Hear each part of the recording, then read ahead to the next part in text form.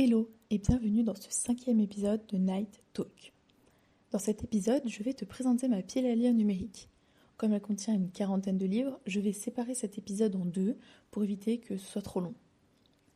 Ma pile à lire numérique est uniquement constituée de services de presse car ce sont les seuls livres que je lis en numérique. Je ne vais donc pas le préciser à chaque fois puisque ce sont tous des services de presse.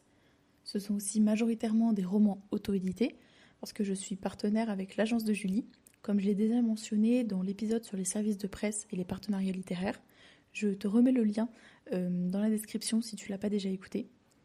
Je vais mélanger auto-édition et édition classique, mais par contre je vais diviser ma pile à lire par genre pour essayer de classer au mieux les romans que je vais te présenter. Dans cette première partie, je vais te présenter les romans contemporains et historiques. Et dans la prochaine partie, je te présenterai les romans de science-fiction, fantasy et fantastique, donc l'imaginaire, la romance et le thriller. J'ai beaucoup de romans contemporains, et c'est pourquoi cet épisode ne contient que 2 genres, mais il y a tout autant de romans que dans la deuxième partie. Donc, on commence avec les services de presse contemporains, avec L'insouciance des cerfs-volants de Marjorie Levasseur. Ce roman aborde les thématiques de reconstruction et de nouveau départ, avec le personnage de Célia qui quitte Paris après une agression à son travail pour retourner vivre dans le village de son enfance en Bretagne. Elle va y rencontrer Gabin, un petit garçon auquel elle va s'attacher, et peut-être qui va l'aider à se reconstruire.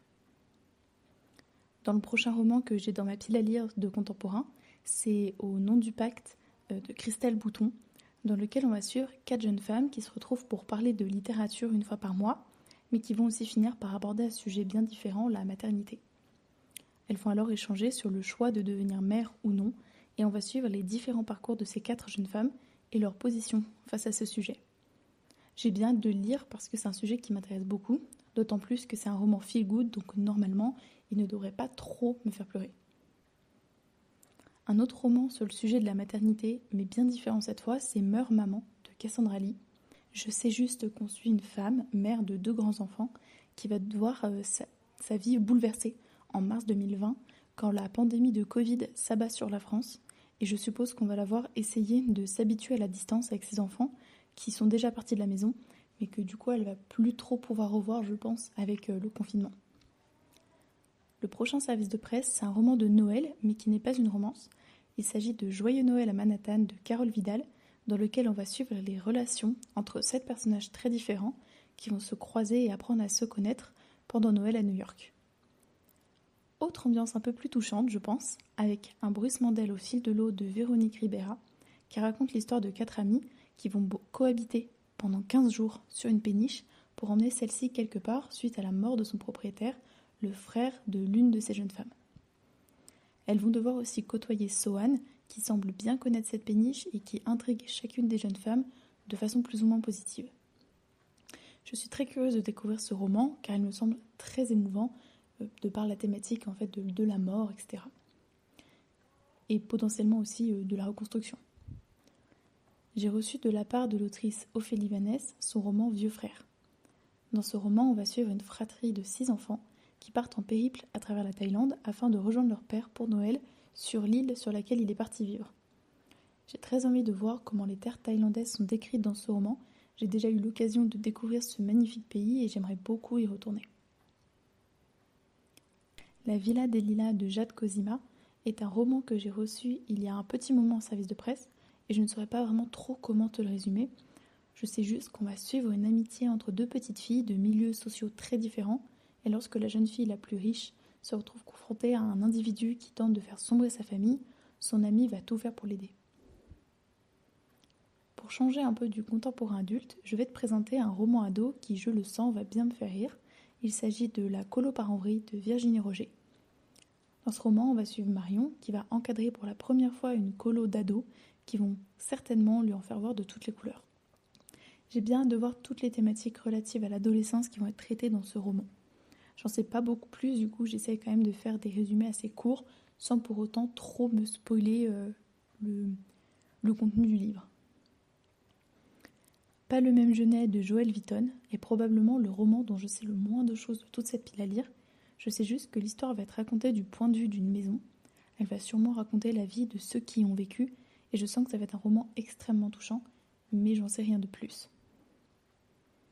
un autre roman sur la maternité avec Je l'appelle Chou paumé de Justine Sen.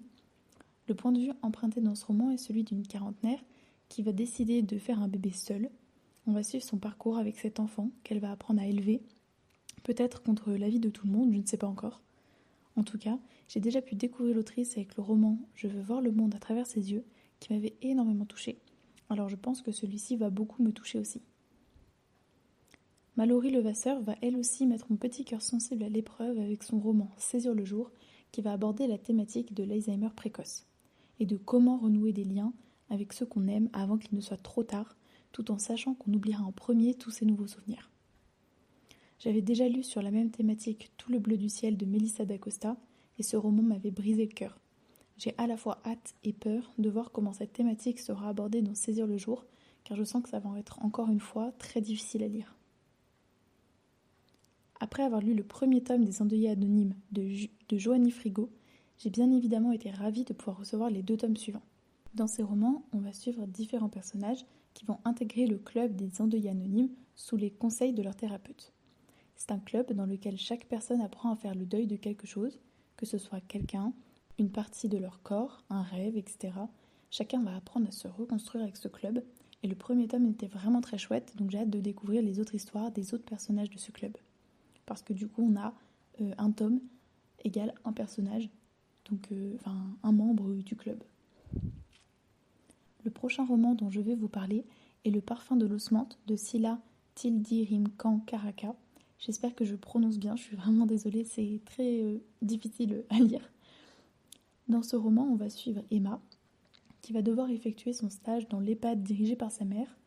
Et malgré ses réticences initiales, elle va pouvoir se reconstruire auprès de ses pensionnaires après un événement tragique. Encore une lecture qui va très certainement me faire pleurer, mais j'ai quand même très hâte de la découvrir. Un roman qui se passe en Bretagne et que j'adorerais lire pendant mes vacances là-bas, c'est La fille du plongeoir de Stéphanie Plaume. On va replonger avec Camille dans son adolescence dans les années 90 à travers son journal intime qu'elle va redécouvrir lorsqu'elle retourne dans sa ville d'enfance en Bretagne après la mort de sa mère. Entre amour de jeunesse et les souvenirs douloureux de son adolescence, ça va encore être une lecture très touchante, je n'en doute pas.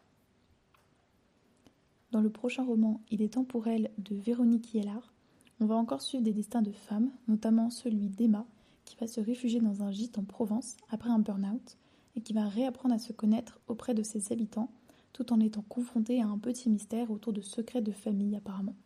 Rien que de le résumer, ça me donne envie de le lire tout de suite. Il a vraiment l'air bien et j'espère qu'il fera partie de mes prochaines lectures.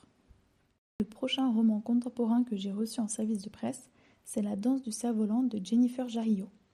Dans ce roman, on va suivre Marianne, qui doit revenir vivre chez elle à la suite d'un drame qui s'est passé alors qu'elle voyageait à travers l'Europe. Elle va devoir commencer un nouveau travail dans une crèche afin d'occuper son temps et de se remettre sur les rails de sa vie, mais elle va apprendre beaucoup auprès de ses enfants et va peut-être pouvoir aussi démêler son passé et sa vie.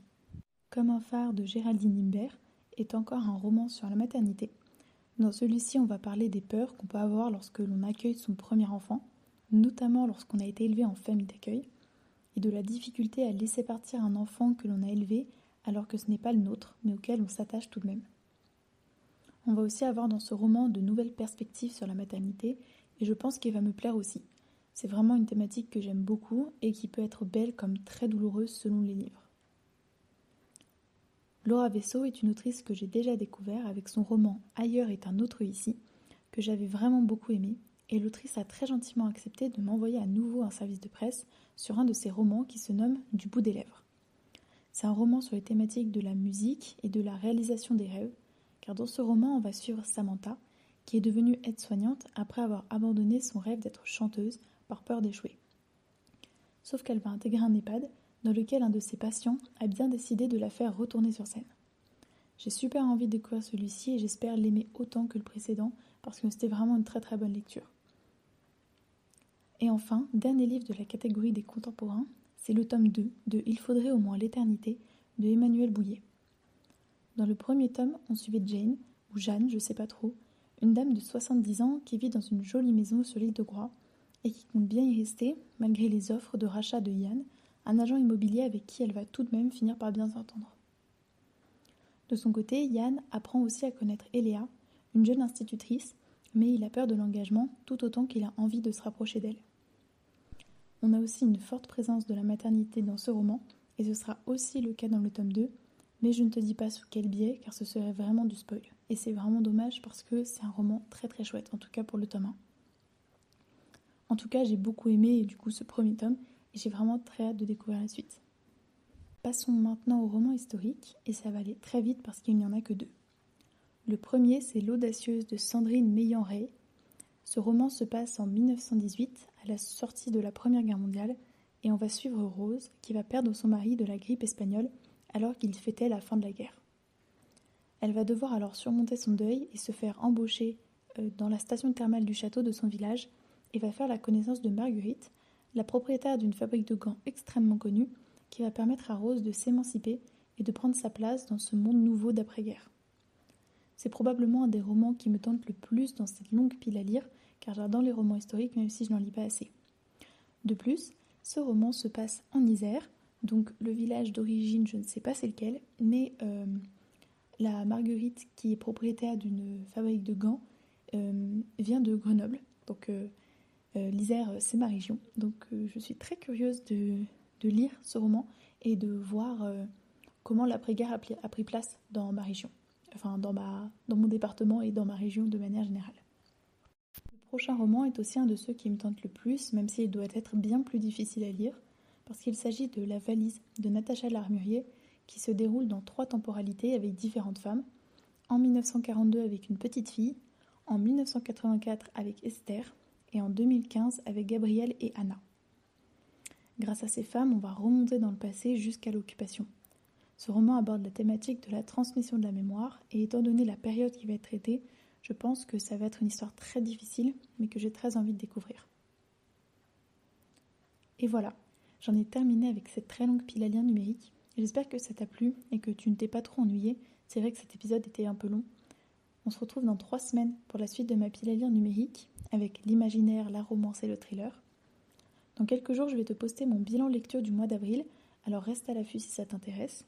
Il sortira du coup dans quelques jours et pas la semaine prochaine, parce que comme tu as peut-être pu le remarquer, il n'y a pas eu d'épisode la semaine dernière. Comme j'étais en vacances, j'ai pris un peu de retard. Donc cette semaine, tu vas avoir 2 épisodes. Et la semaine prochaine, je vais poster ma vidéo de présentation pour le challenge que je vais organiser cet été. J'espère que ça te plaira et que ça t'intéressera. J'ai hâte d'y être, mais en attendant le prochain épisode, je te souhaite de passer une très belle journée, soirée, peu importe, et je te dis à la prochaine.